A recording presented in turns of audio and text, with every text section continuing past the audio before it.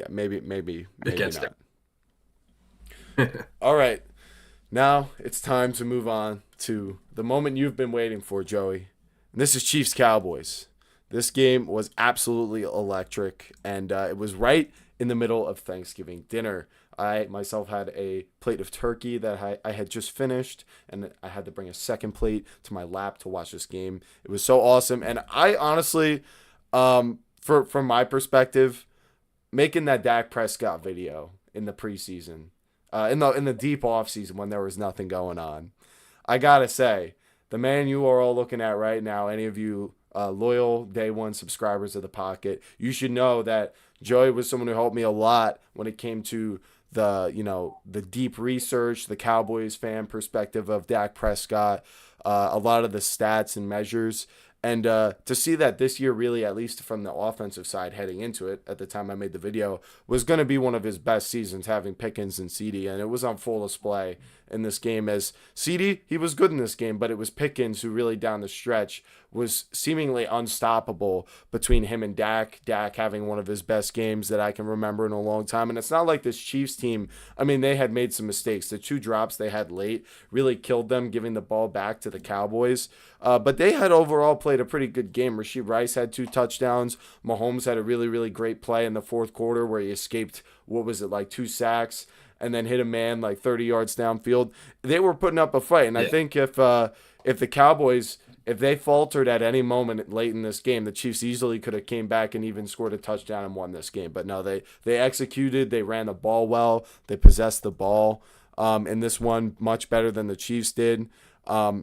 With their run game, and it just seemed like they were the better team, the more talented team, and those few mistakes the Chiefs made costed them. And as a Giants fan, I have an interesting perspective, obviously, because you would expect me to hate the Eagles more so right now, just based off the success they've had recently, and that perhaps I'm kind of rooting for the Cowboys to knock them off. But the truth is I really do feel like this is one of the most complete teams in the NFC, considering who they are post the trade deadline and who they've gotten back from injury. It really is like a whole different team, and the whole team mentality factor with Dak and everything that happened. Earlier in the season with Marshawn Nealon, motivating this team to win for him is I just think it's something that's really on display and really something we can see. And I guess I'm probably the wrong person to be talking about all this. Joey, what did you think about the Cowboys' awesome win over the Chiefs? I think like one of the more impressive things I think was just how like Mahomes was everything you could have expected him to be like from this game. I mean, he had 261 yards, he had 4 touchdowns. So we beat like it's not like he was off his game, he didn't turn the Yeah. ball over. So it was cool that they were able to go, drive for drive with him and then, pull the game out. The real turning point of this game, I'd say, was the Chiefs had the ball before halftime. They could have doubled up. So they were receiving the ball, first like after halftime, and they Cowboys got to stop the going into the half, and they got to stop coming out of the half. So I thought that was one of the cooler things that I've seen, like getting the defense actually getting stops on this team. Is something that I couldn't have imagined 4 weeks ago from this Hmm. team, as you could before Yeah. the trade deadline. Yeah, I remember It's well. crazy to see. It's crazy to see the effect that Quinnen Williams has on these on like games like this, like just the impact he is in the middle and how everybody, all 10 other guys on defense are better because of him being on this team. It's just it's amazing to see, pretty much from my perspective. And then Dak, obviously, he turned the ball over within the first 2 or 3 plays of that game. He got hit.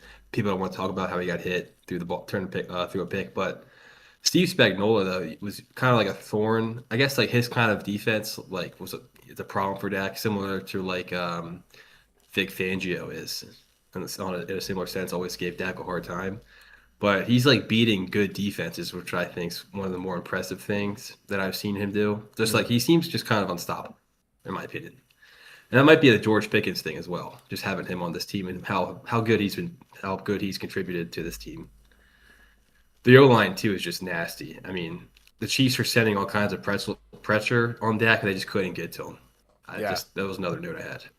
Yeah, just looking good in every facet, offense, because the defense doesn't have to be this, elite unit for the Cowboys. It just has to be like adaptable, not getting completely exposed on, the run or the pass defense. And it just has to, sort of do their job, get us a stop here and there, like you said, before half, get us a stop. Don't let them get that score that isn't, it's kind of on the table, whether it's available or not for the Chiefs in that moment.